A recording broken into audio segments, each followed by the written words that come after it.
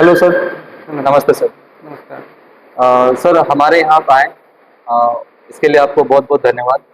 आप एक सोशल काम कर रहे हैं जो सारे बच्चों को जो या फिर जो रोजगार से जुड़े नहीं हैं उसको रोजगार से जोड़ने के लिए, स्वरोजगार पाने के लिए ये कर रहे हैं। इसके लिए आपको बहुत बहुत धन्यवाद सर।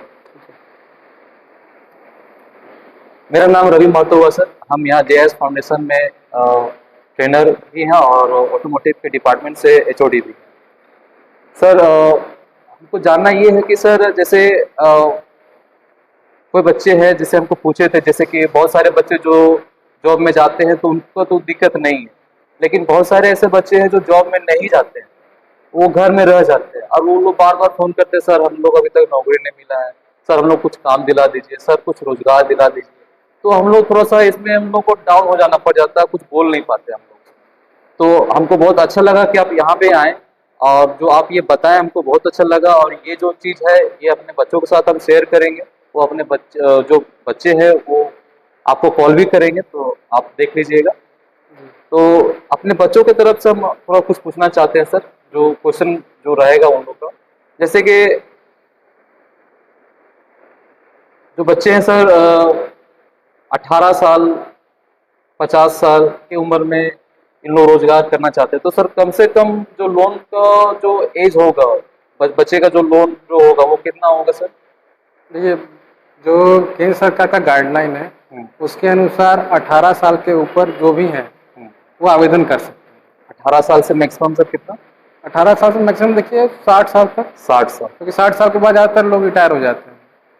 थैंक यू तो सर। एटलीस्ट जो 18 साल से आप फॉर्म आवेदन दे सकते हैं, हम लोग उसको अप्लाई करके बैंक भेज सकते दूसरा चीज सर, मैक्सिमम जो लोन अमाउंट होगा और जो मिनिमम लोन अमाउंट होगा वो कितना होगा, और जो लोन जो होगा उसका रेट ऑफ इंटरेस्ट कितना होगा ईयरली? हैं। देखिए, मैक्सिमम जो अमाउंट होता है पीएमईजीपी में वो मैक्सिमम 50 लाख का होता है, और सर्विस इंडस्ट्री के लिए पीएमईजीपी में 20 लाख तक का मैक्सिमम है। मिनिमम अमाउंट तो कुछ है नहीं, मिनिमम तो वो कितना भी डाल सकते हैं। तो उसका मैन्युफैक्चरिंग, बिजनेस पे रिलेटेड? हाँ वो बिजनेस से उसका प्रोजेक्ट रिपोर्ट के अनुसार जो है, लेकिन मैन्युफैक्चरिंग में 50 लाख और सर्विस में 20 लाख पीएमईजीपी के लिए, जो prime minister employment generation programme है उसके लिए। एक एक कोई मतलब एक तो स्टूडेंट सर पूछा हमको कि सर किसी किसी का सर देखते हैं सर लोन हो जाता है, सरकार माफ कर देता है, जब जब सर वोटिंग आता है तो लोन पाने के लिए बहुत सारे सरकार लोग लोन माफ कर देते हैं, सरकारी लोन। तो क्या सर इसमें भी वैसे ही कुछ है क्या? देखिए क्या होता है कि लोन जो है वो कभी भी गवर्नमेंट माफ नहीं करता है। वो क्या होता है कि जैसे कि एक मिसकंसेप्ट कैंडिडेट्स में फैला हुआ है कि अगर हम रिपेमेंट अच्छा से नहीं कर रहे हैं तो कुछ दिन के बाद वो कम पैसा दे करके वो लोन ख़त्म कर दिया जाता है। कभी भी लोन माफ नहीं होता है। इसमें क्या होता है कि पहले अकाउंट एनपीए होता है और एनपीए होने के बाद अकाउंट का सेटलमेंट किया जाता है, जिससे क्या होता है कि सिविल स्कोर खराब होता है। और लोन माफ इसलिए नहीं होता है क्योंकि आपको गवर्नमेंट ऑलरेडी पहले 35% का सब्सिडी दे रही है या दे चुकी है, तो उस पर वो लोन माफ नहीं किया जाता है। चलिए थैंक यू सर। सर आप कुछ बता रहे थे सर, शहरी क्षेत्र के लिए अलग रेट ऑफ इंटरेस्ट है और ग्रामीण क्षेत्र के लिए अलग है, और जो सामान्य वर्ग के आते हैं और पिछड़ी जाति के जो आते हैं उसका अलग है। देखिए जो गवर्नमेंट का गाइडलाइन है और सब्सिडी का एक स्लैब गवर्नमेंट डिसाइड किया है कि अर्बन लोगों को सब्सिडी ज़्यादा मिलता है, मतलब नहीं सॉरी, रूरल को सब्सिडी ज़्यादा मिलता है, अर्बन को सब्सिडी कम मिलता है। इसमें क्या होता है कि कुछ कैटेगरीज बांटा गया है, जैसे कि महिला, एसटी एससी, ओबीसी और आपका रिटायर्ड सैनिक। अगर ये लोग इस स्कीम के द्वारा अप्लाई करते हैं तो इनको सब्सिडी मिलता है 35%। और अगर कोई अप्लाई करता हो और जो होता होगा आपका अर्बन एरिया में रहते हैं, तो अर्बन एरिया में रहते हैं और उनका जो सोशल कैटेगरी है वो जनरल का है, तो उनका सब्सिडी हो जाता है 15%। तो सब्सिडी को भी गवर्नमेंट कैटेगराइज किया हुआ है S T S C OBC और अर्बन और रूरल।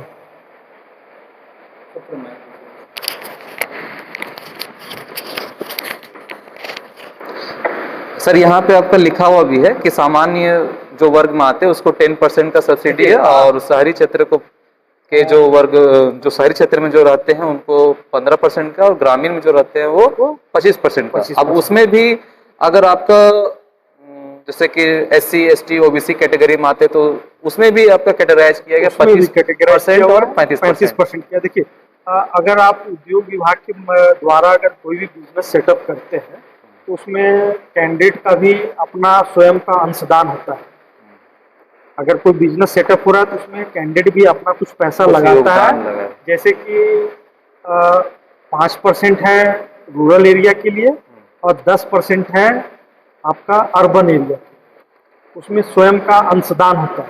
सर एक वर्ड जैसे सब्सिडी, थोड़ा सा ये थोड़ा एक्सप्लेन कीजिएगा, ये सब्सिडी जो वर्ड है ये सब्सिडी क्या होता है कि गवर्नमेंट जैसे कि अगर आप अगर कोई बिजनेस करते हैं तो आपको वो कुछ पैसा जो है उसका छूट देती है। छूट का मतलब है कि जैसे कि बैंक को आपके अवज में बैंक को वो पैसा ग्रांट करती है। और सब्सिडी देने का सबसे बड़ा मकसद ये है कि अगर आप कोई भी बिजनेस करते हैं तो आपके साथ साथ कई लोगों को भी रोजगार मिलता है आपके द्वारा।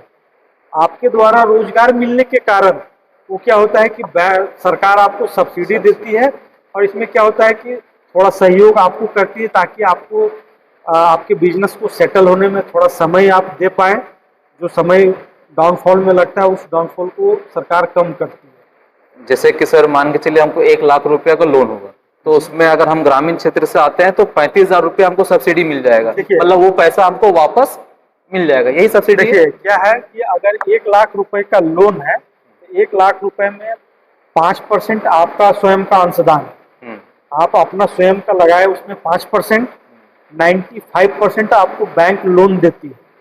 95% जो लोन होगा उसमें आपको 35% का सब्सिडी गवर्नमेंट देती है। इसका मतलब ये हुआ कि 35% जो आपका प्रोजेक्ट कॉस्ट का लोन है वो पैसा बैंक को गवर्नमेंट देगी, बैंक छोड़ती नहीं है, आपके अवज में गवर्नमेंट देती है।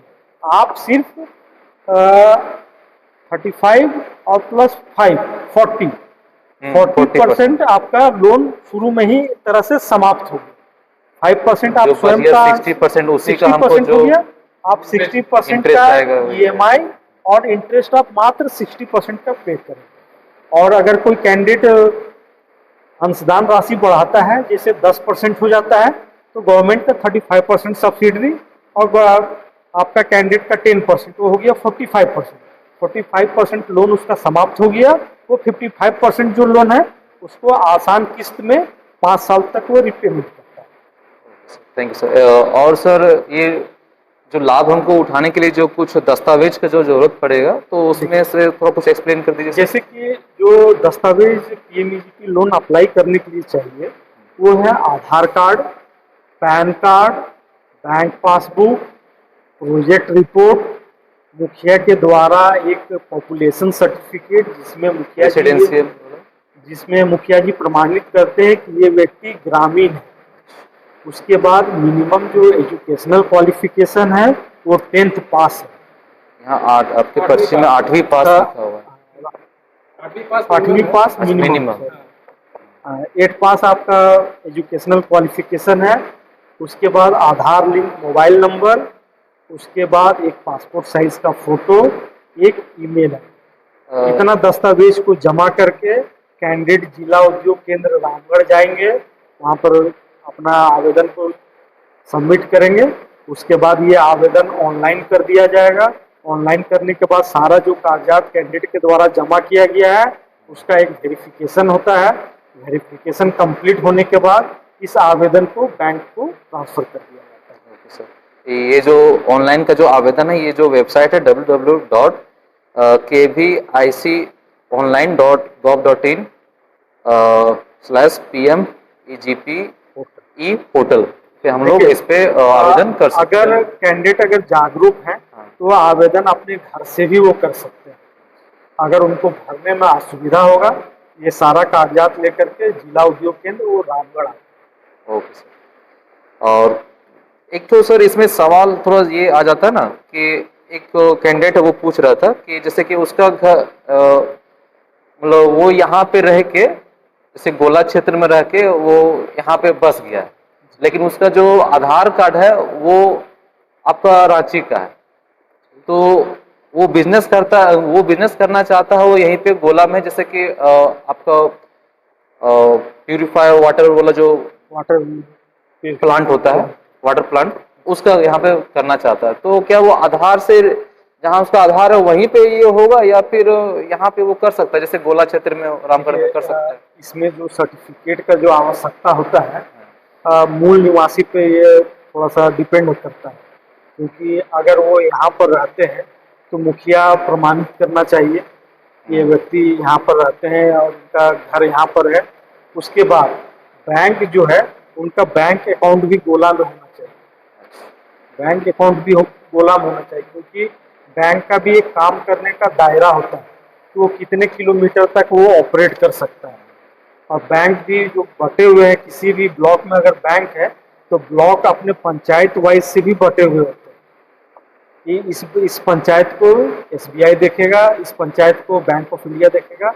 उस ब्लॉक के जितने भी बैंक होते हैं वो पंचायत वाइज अपने एरिया पे तो इसका मतलब वो यहाँ पे बिजनेस कर सकता है? कर सकता है। Okay sir, thank you. और सर क्या क्या चीज़ में वो बिजनेस कर सकता है? आपका यहाँ बहुत सारा सूची दिया हुआ है इस पर्ची पे, इस पर्ची को हम दिखाएंगे वीडियो पे अलग से, लेकिन थोड़ा सा आप ऑटोमोटिव से रिलेटेड थोड़ा कुछ बता सकते हैं लड़कों के लिए? ऑटोमोटिव में क्या है, ऑटोमोटिव जो है वो सर्विस सेक्टर में है। सर्विस सेक्टर में जो हमारा जो लोन का सीलिंग लिमिट है मैक्सिमम वो 20 लाख रुपए का है। ऑटोमोटिव सेक्टर में ये गैराज खोल सकते हैं, उसके बाद वॉशिंग सेंटर खोल सकते हैं, ये सब चीज ऑटोमोटिव सेक्टर में किया जा सकता है। Okay sir, thank you sir, आपने इतना समय दिया और आपको यहाँ से अच्छा रिस्पांस जाएगा इसका भरोसा हम आपको देते हैं। और ये जो वीडियो रिकॉर्डिंग हुआ ये आप यूट्यूब चैनल पे हमारे देख सकते हैं, सोशल मीडिया पे भी आएगा ये। Thank you sir.